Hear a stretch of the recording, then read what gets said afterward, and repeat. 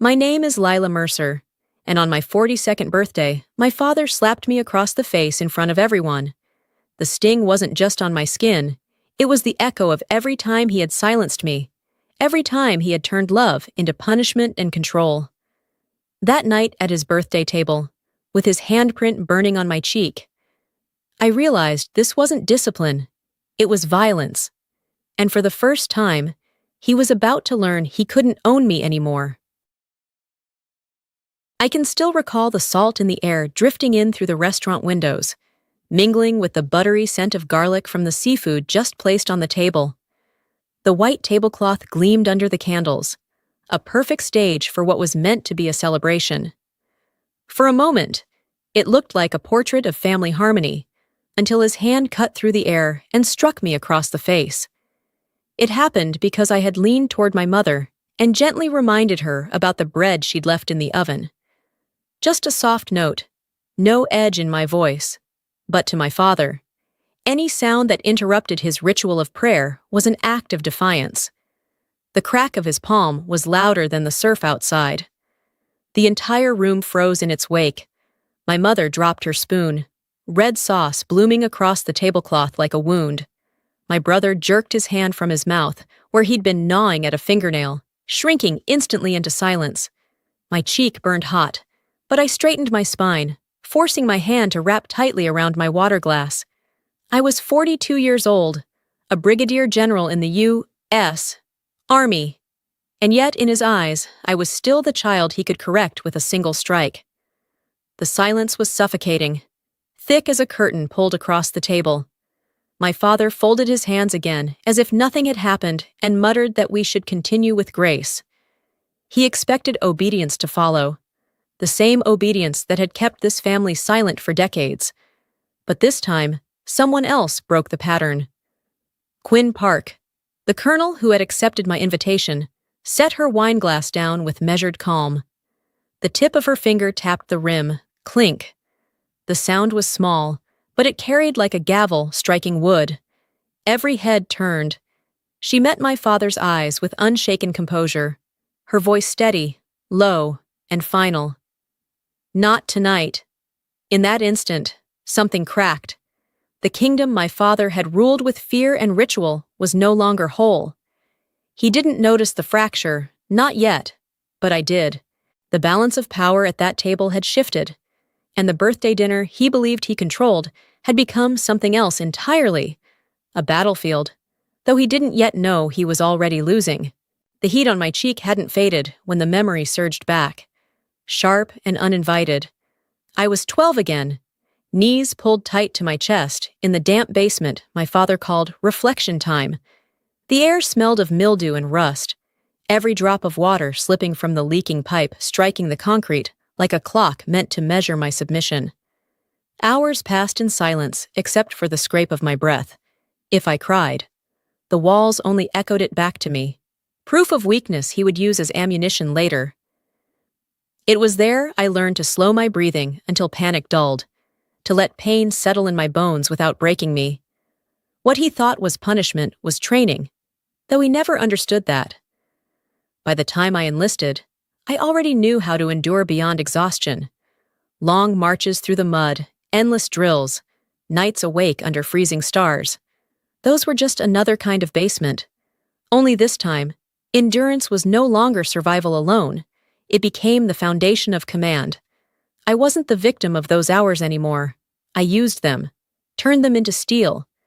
And still, whenever I returned home, I felt the shadow of that basement pressing in. On the attic floor above, I kept a trunk hidden beneath old boxes and dusty holiday decorations. Inside lay the desert-stained uniform, photographs folded until the creases scarred the faces, and letters written in a code only I could understand. It was my secret archive, proof of a life he could never reach. Each time I opened it, I reminded myself that I had stepped far beyond the walls he once used to confine me.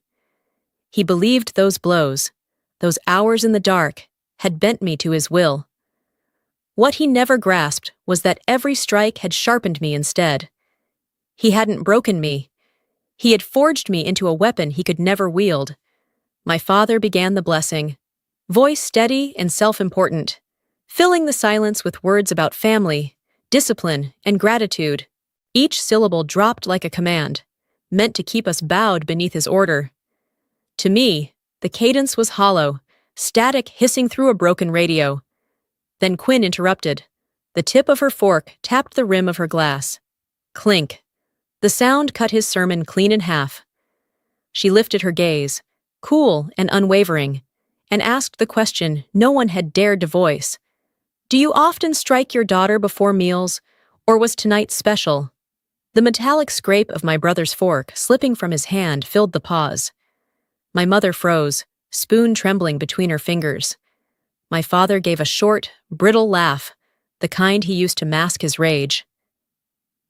It was correction, he said flatly.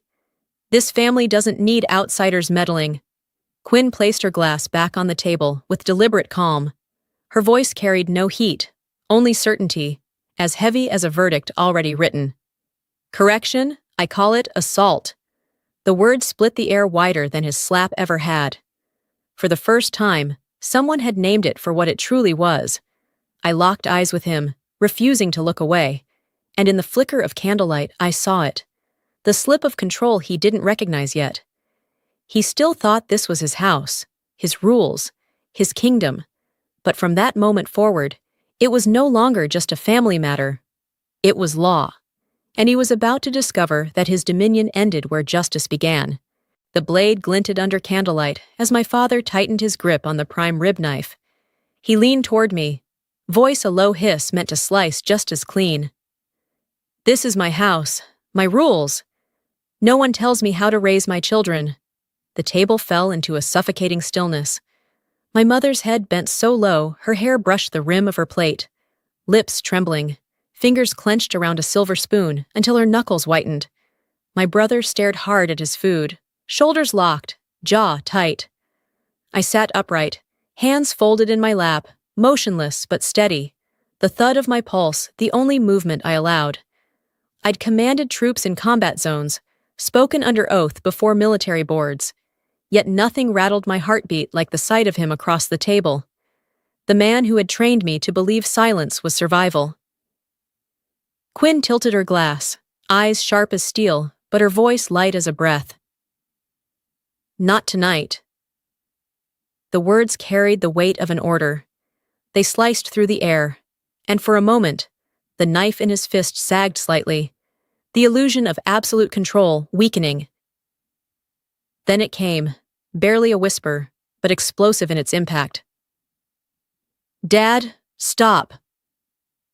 My brother's voice cracked like glass, two fragile words spilling into the silence.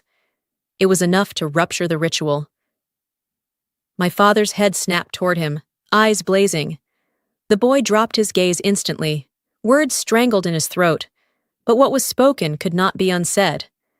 I caught the flicker of my mother's hand, trembling mid-air as if she meant to place it on his wrist, to hold him back, but she faltered, lowering it without touching him. Her hesitation was more damning than any confession, years of paralysis crystallized in that single, aborted gesture. I met my father's glare and did not blink. In the quiet that followed, I felt the fortress he'd built around us shift. His reign was still in place, but a fissure had opened, and once a wall cracks, it never holds the same again.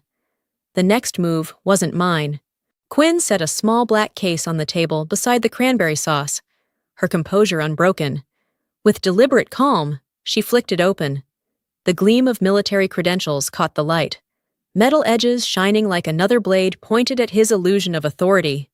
He snorted, the sound brittle, a laugh masking fury. You think a few pieces of paper give you the right to preach to me? She's my blood, my daughter. I'll discipline her as I see fit. Quinn's gaze never wavered. That isn't paper. That is law. And law doesn't vanish at your doorstep.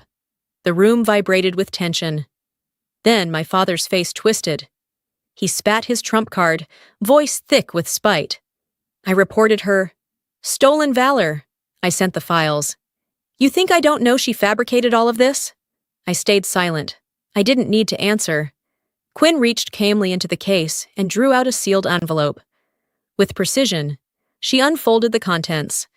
My DD 214 discharge papers, my promotion orders to Brigadier General, signatures and official seals stamped in ink, evidence too heavy to deny.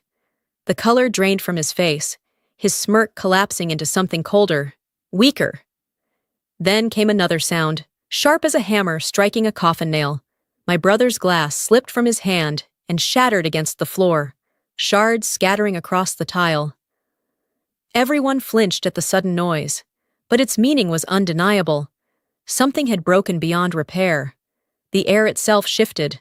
The table was no longer his throne, no longer the altar of fear where we bent our heads. It had become a tribunal. The credentials gleamed in the candlelight like evidence on display. Witnesses surrounded him, silent but present. His power was no longer unquestioned. It was on trial, and the verdict was already circling the room, waiting for its turn to be spoken. The air in the dining room thickened, heavy as if the ocean breeze outside had been shut away. The credential case still sat in plain view, its metallic insignia throwing cold light across my father's face. He gripped the prime rib knife tighter, knuckles trembling even as his stare tried to hold steady. Then came a sound I will never forget. Measured footsteps, leather soles striking hard tile in deliberate rhythm. Not the shuffle of waitstaff. This was different. This was official. My mother gasped softly, hands twisting her napkin until it nearly tore. My brother's eyes darted to mine, wide with panic. "They're really here?" he whispered. The door swung open, and 3 deputies filled the threshold, black jackets gleaming with polished badges. My father's color drained. He raised the knife instinctively, an old soldier's reflex to defend his territory. A voice broke the tension from across the table. A silver-haired man, one of my father's longtime friends, pushed back his chair. His stance was firm, voice gravelly with age, but steady with conviction. "I saw him strike her. Right here, at this table. I'll testify."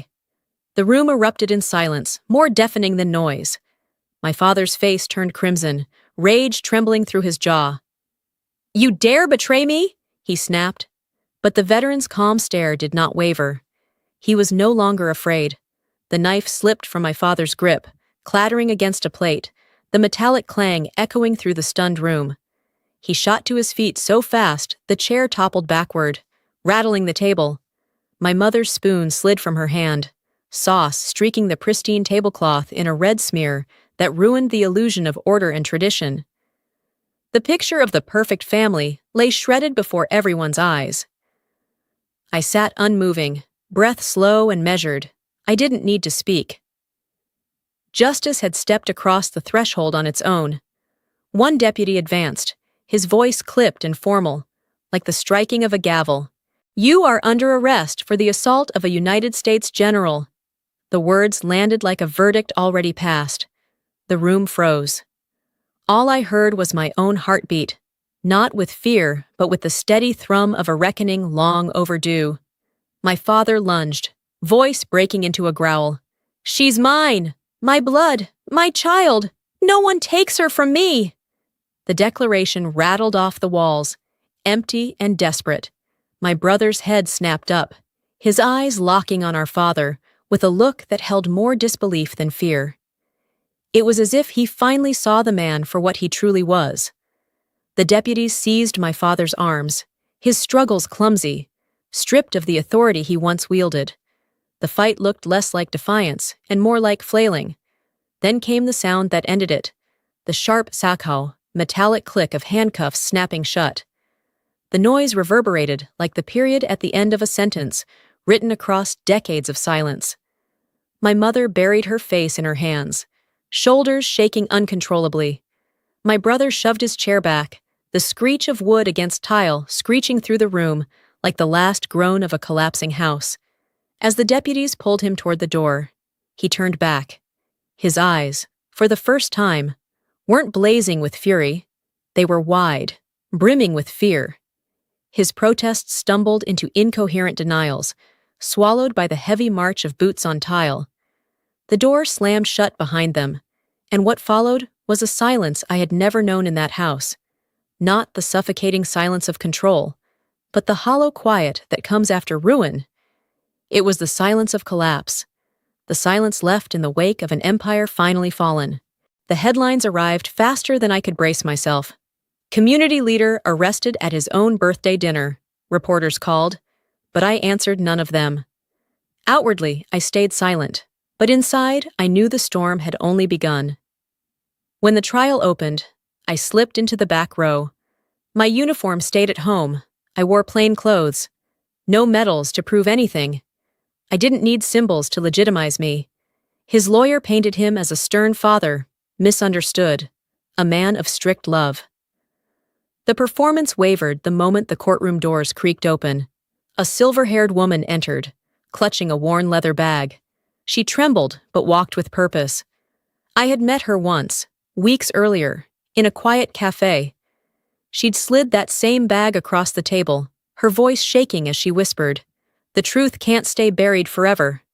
Now, its contents spilled into evidence: hard drives, spreadsheets, contracts, proof of embezzlement from veterans' funds, bribes hidden in shell accounts, falsified invoices. The judge read aloud line after line. Each email, each figure, each fraudulent expense landed like a hammer pounding nails into the coffin of his reputation. His face flushed, sweat beading down his temple, hands gripping the armrest so tightly his knuckles paled. In his house, he'd believed he was untouchable. Here, he was only another defendant beneath the law. Then the secretary spoke. Her voice quivered but cut clear through the hush. She described nights of intimidation, the threats that had silenced her for years. The gallery leaned in. No one moved. My mother sat on the witness bench, tears sliding down her cheeks soundlessly, her shoulders shaking as if every word confirmed what she had long known but never dared to speak. I drew a slow, steady breath, my back straight. No gloating, no smile. The truth didn't need my triumph. It was enough to watch it rise in the room, undeniable, heavy as judgment itself. The empire my father had built on fear and facades was collapsing, and this time, I didn't have to lift a hand. Justice was doing the work on its own. The morning was sharp with cold when I stepped into the visitation room. The stench of disinfectant clung to the air, sterile and suffocating. Fluorescent lights flickered above, bleaching the walls of any warmth. Then he appeared, smaller than I had ever seen him, swallowed in gray prison scrubs, shoulders hunched, eyes still trying to burn with a power long gone. He dropped into the chair opposite mine, leaning toward the glass, voice a gravelly snarl. "You're still mine! You carry my blood! No one can take that away!" I met his gaze, steady, unflinching. My voice came low and deliberate, each word carved from years of silence. "No, I was never yours. You thought the belts, the blows, the basements would chain me under your heel. But what you really gave me was endurance. You taught me patience, and with it, you built the one thing you could never control, the strength to bring you down." For the first time, something faltered in his expression. His eyes flickered, lips trembling without sound. The fury didn't vanish, but it cracked, revealing a thin sliver of recognition. He saw it, the truth that his downfall was of his own making, forged by his own hands. I rose slowly, placed my palm against the glass, and tapped once. Final. Absolute. The guards glanced up, but I was already turning. My footsteps echoed down the corridor as I walked away, never looking back. For decades, every exit from him had felt unfinished, tied with invisible threads of fear and obedience. But that morning, with the chill seeping into my coat and the silence stretching ahead, I felt them snap. For the first time in my life, I left him behind with nothing binding me to return. I walked out of the prison as the sun dipped low, painting the Fore River in streaks of amber and crimson. Behind me, the iron door clanged shut, its echo rolling down the corridor like a final period at the end of a long, Brutal chapter. The sound followed me out into the crisp air, not as a threat, but as release. A reign of tyranny had ended with that metallic slam. At home. I unpinned the medals from my coat and laid them gently on the table. They couldn't erase the memories, couldn't soften the scars carved years ago, but they marked the journey, from the damp basement where silence was survival to the public courtroom where truth was spoken without fear. They were milestones, not shields. The phone buzzed, my mother's number lit up, and when I answered, there were no words, only the faint rhythm of her breathing. I matched it with my own, an unspoken pact. For the first time, silence between us wasn't born of fear. It was connection. A message followed soon after, my brother's hesitant text glowing on the screen. "You okay?" Just 2 words, but heavy with all that hadn't been said before. I typed back. "Okay, finally." I turned toward the window, watching the last light spread across the water. Freedom didn't come with applause or grand gestures. It arrived quietly, settling deep in my chest as a calm certainty. It was the knowledge that I had drawn a boundary no one could cross again, that my life now belonged wholly to me. This story didn't end with reconciliation, nor with forced forgiveness. It ended with justice, with a line drawn, with the quiet power of a life reclaimed. For the first time, my future stretched open, unbound and unclaimed by anyone but me.